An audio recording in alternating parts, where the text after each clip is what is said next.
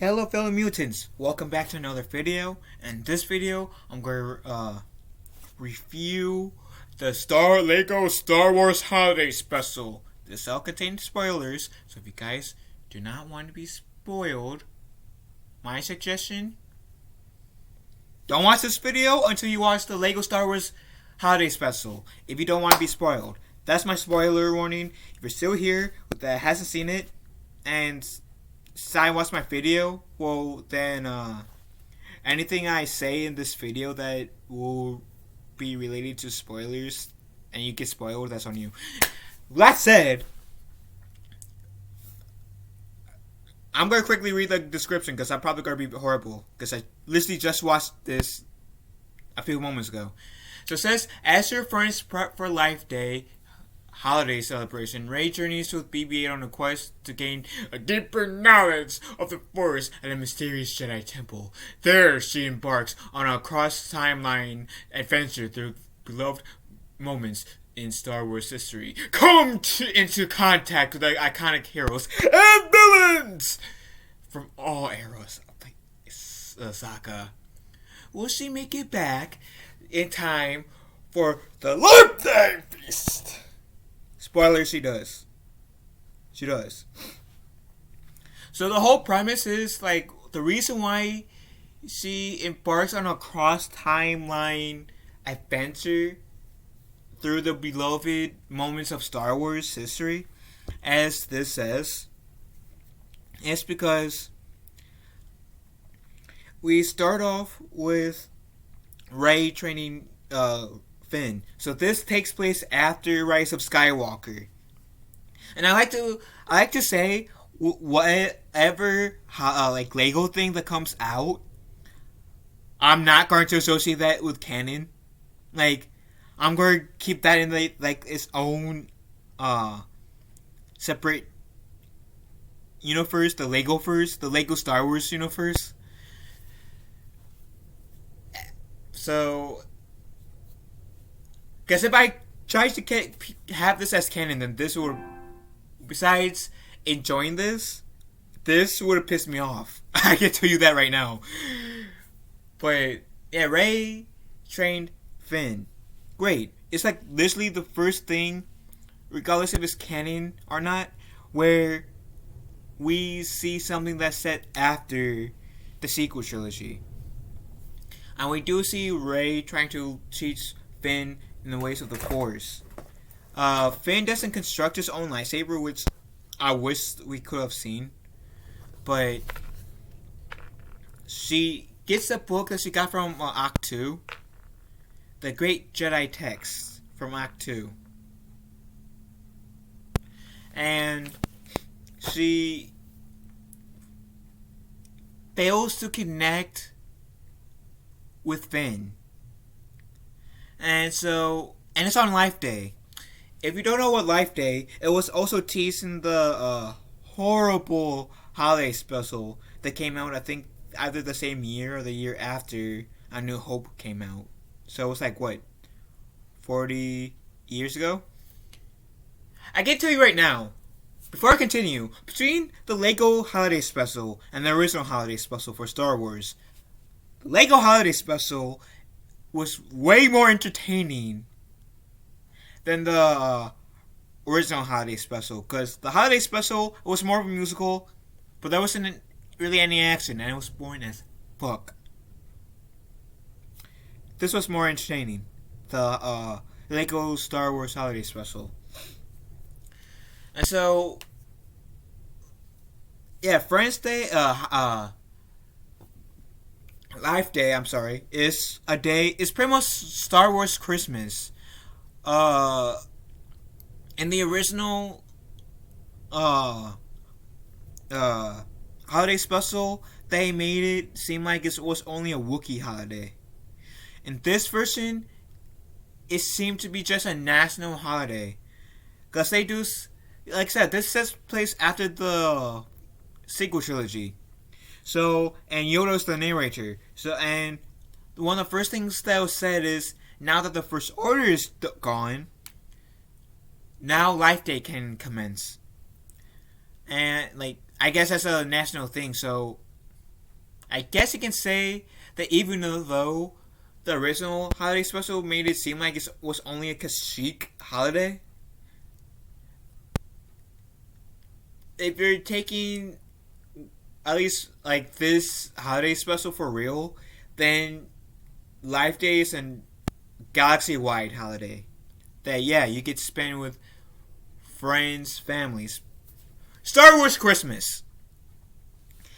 And so yeah, Rey travels in time. She sees the moment when Yoda trains Luke in Empire Strikes Back and how he attempted to raise the X-wing, at least the beginning part. She was in the Battle of Hoth. Well, she went to that moment in time of Battle of Hoth. She was there when Luke blew up the Death Star, the first one, of course. She did when the beginning part of Phantom Menace was Anakin and Qui-Gon were at the uh, doing the negotiations for Viceroy Gunray that never took place.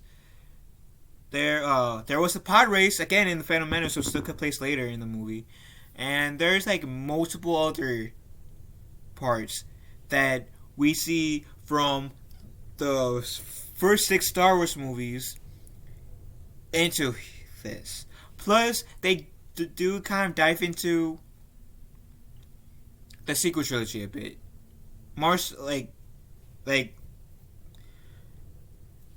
I'm not going to tell you guys all of it, all the moments Rey goes to. If you guys want to see it, watch the movie.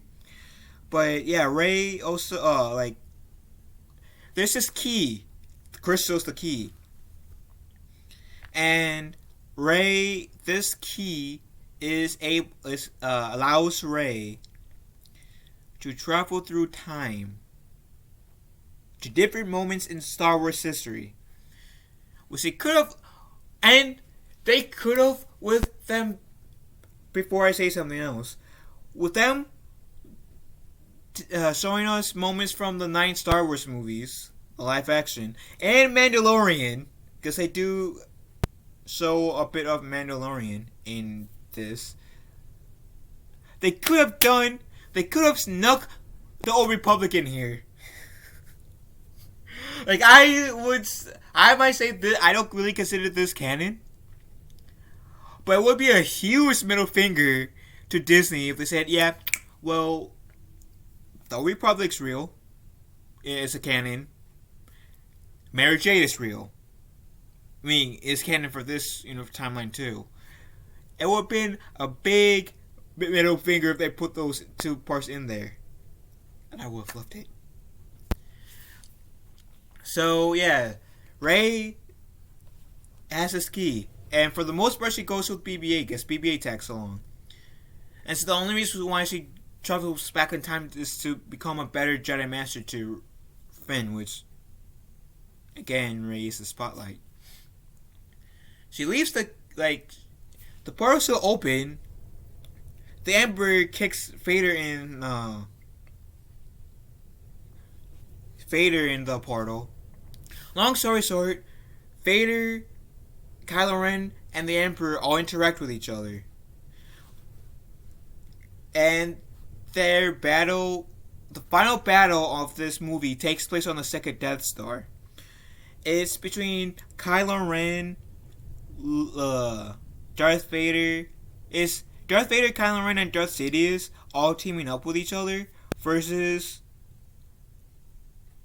Rey, A New Hope version Luke, and Return of the Jedi Luke.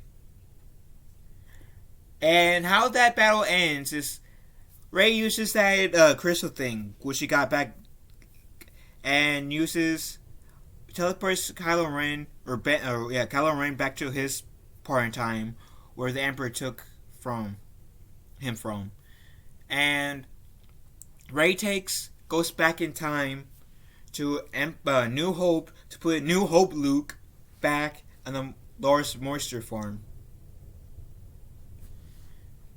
And we see how the ending to how we see the fight end in Return of the Jedi between Luke Vader and the Emperor ultimately ends the same way.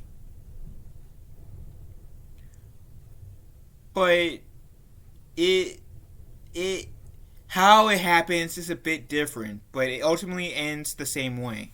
It really does. And since it's Lego, I'm okay with it. And I do like how there was this one part where when Yoda was because Force Ghost Yoda visits Rey. When there's this one part where Rey and Yoda tells Rey, yeah, you might be teaching Finn, but that's not exactly the issue with your training. There's a connection that you're missing. And we see Anakin and Obi-Wan. And then I do believe we see Obi-Wan and Yoda with Luke. It's either Yoda with Luke or old Ben Kenobi with Luke Skywalker.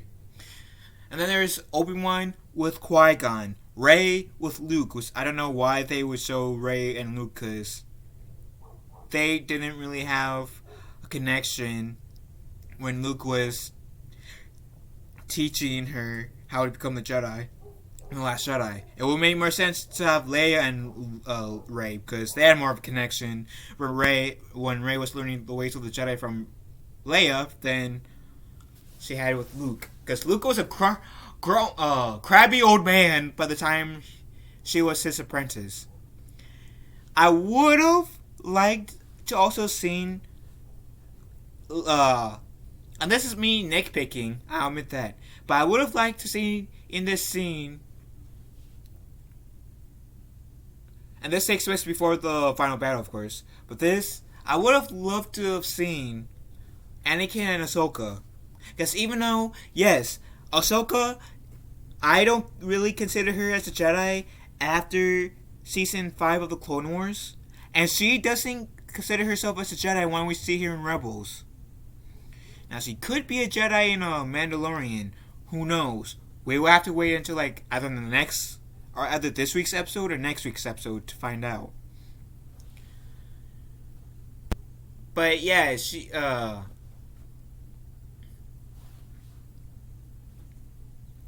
I would have liked to see Ahsoka and Anakin, because I feel like they had a connection too, a really strong connection, and that would have pushed the Yoda's point even more. More so than having the image of Rey and Luke. Because yeah, they might have had a connection in Rise of Skywalker, more of a connection in Rise of Skywalker than The Last Jedi. So that's why I feel like, besides having Luke and Rey, having Ahsoka and Anakin. That's just me. Or at least have Leia and Rey. And I do like how they had Force Ghost Luke and Force Ghost Leia appear at the end. Speaking of which, I'm gonna do a jump cut real quick. Jump cut's over. Here's the cast. AJ Locascio. Sorry if I butchered your name. He did Han Solo. Both versions. And the Jawas. Anthony Daniels reprised his role as C-3PO. Thank the maker. Pun intended. Ben Prendergast did Darth Maul and General Hux. My favorite non-force wielding character in Star Wars, Lando freaking Calrissian. Billy D. Williams reprised his role. Thank you. The main reason why Lando Calrissian is my favorite non-force using character is because I made a OC, stands for original character. That back when I joined the first Star Wars group I was in on TikTok, they have a Discord. I made a OC, and this group took place in the sequel trilogy, but it was a slightly altered, slightly altered version of the sequel trilogy. Not too much, but it was slightly altered. And I decided, hey, since it's in the sequel trilogy, What can I do? I couldn't really do Mace Windu unless I made him like have a grandson, breaking the whole Jedi rules. No, I didn't want to do that. I could have made it where, yeah, my character was Finn's brother, but no, I didn't want to do that either. I couldn't really think of like any other people of color to have my character like be kind of like based off of per se, without like yeah, it was creating a new character and I could have made my character his own thing, but I wanted to base it off one of the already established characters. So what better yet to make him the son of Lando. Ever since that, I have like this soft spot for Lando Calrissian. Lando Calrissian is my favorite non-Force wielding Star Wars character. So when I heard in the trailers that Billy D. Williams' voice in the movie, I said, I don't care if this movie is bad or good, I'm watching this Lego holiday special for Star Wars. Just for Billy D. Williams. Thank you. That was awesome. They could have got Donald Glover as well, but Lando Calrissian, Billy D. Williams was a better choice in this scenario. So thank you. Unless it was like a prequel for like the Disney version's Lando, which is Donald Glover. Yeah, no, that's just no. Having Billy D. Williams reprise his role as Lando, best choice. So even moving on, D. Bradley Baker reprised his role as the Clone Troopers, because there were some Clone Troopers in here, and he reprised his role as the Clone Troopers. D. Bradley Baker also did the voice of Max Rebo. I already forgot who Max Rebo is. Eric Bazua did the voice of Luke Skywalker, my favorite Jedi in general, and the Stormtroopers. Oh, the classic outfits. Helen Sadler did the voice of Rey, so Daisy really did not come back to reprise her role. Wait, did we get established who was Poe Dameron and Finn? No? Okay.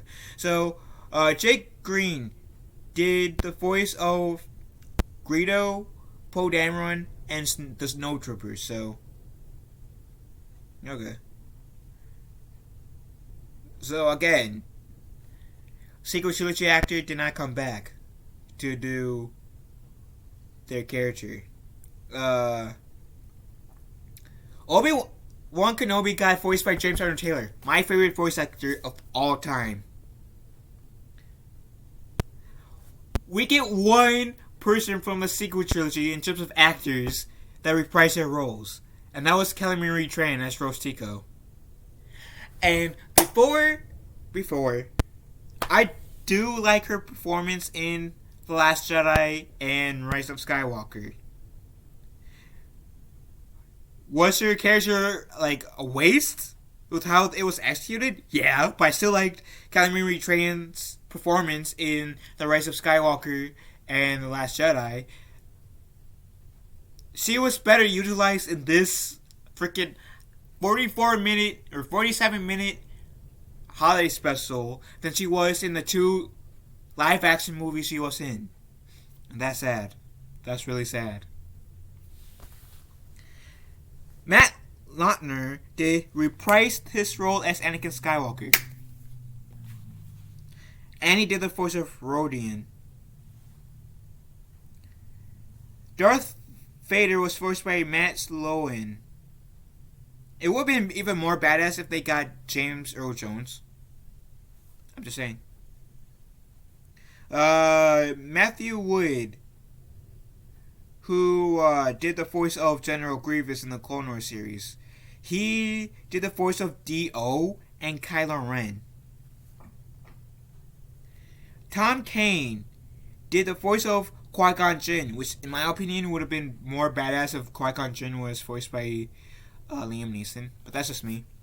But Tom Kane also reprised his role as Yoda. He did the voice of Yoda in the Clone Wars series. The one with Ahsoka, I mean. Trevor DeFell. I often refer to the Emperor as Darth Sidious, but according to this, Emperor Palpatine, so tomato. Trevor DeFell did the voice of Emperor Palpatine, the First Order troopers, and the Mon Calamari. Okay. But who... Okay, jump cut again. And... Okay, and I understand that they didn't use John Boyega as Finn in here because he was frustrated with how they treated Finn in the sequel trilogy, which I am considering making a video about that in the near future. Recently, I've heard that him and Disney has patched things up, but the person who did Finn in here is Omar Miller. And it says, instead of John, this description says, Omar Miller as Finn, referring to the Lego Star Wars Holiday Special. Instead of John Boyega, who was understandably frustrated with his Star Wars and Disney experience, Finn is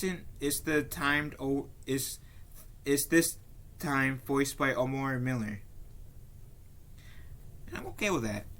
But yeah, this video's been going on longer than I expected.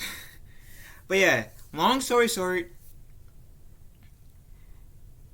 if you guys are disappointed in the sequel trilogy,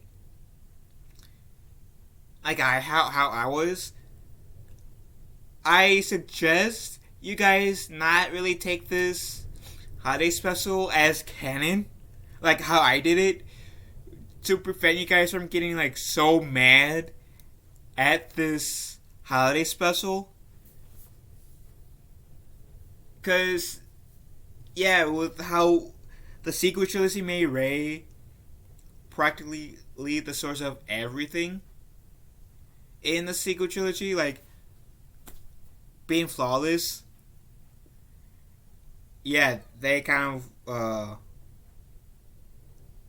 I do like one thing though. I do like how they made it. They did try to make Rey seem to have flaws, but that kind of gets overshadowed by her traveling in time. And help being there with when Luke blows up the Death Star. That gets overshadowed. But that's just me. But take this thing, making this not in my head not canon, and just having kind of lower expectations of this. Yeah, the Lego Star Wars Holiday Special was good. It was good. Better than the original Holiday Special that came out 40 years ago. The jokes were alright. I mean, I personally didn't laugh. But if you have kids next to you, I'm willing to bet you that your kids will laugh. The holidays, like I said, I enjoyed the Lego Star Wars Holiday Special as it is, especially since I had low expectations for it, and I, in my head, said, yeah, that's not canon. No, this is not canon. So yeah, this was pretty decent, so I applaud whoever made this holiday special. So, have you guys seen the Lego Star Wars Holiday Special? What do you guys think about it? Let me know in the comment section down below. Love you guys. Have a wonderful day. Be kind to one another. And may the Force be with us all.